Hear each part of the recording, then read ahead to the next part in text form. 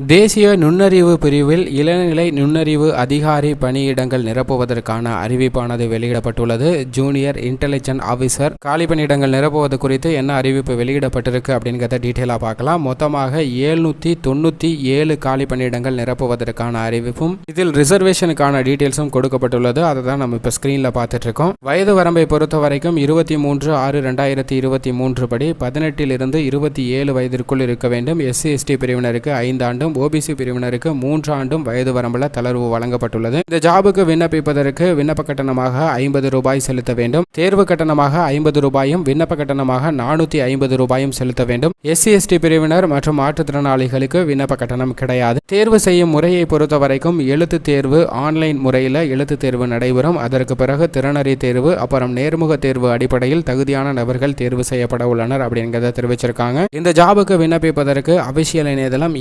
mha.gov.in என்ற இணையதளத்தில் அல்லது ncs.gov.in என்ற இணையதளத்தில் விண்ணப்பிக்க வேண்டும். இது நிரந்தர காலி பணியிடம் நிரப்புவதற்கான அறிவிப்பு. Junior intelligent officer great 2 technical பிரிவில் நிரப்புறாங்க.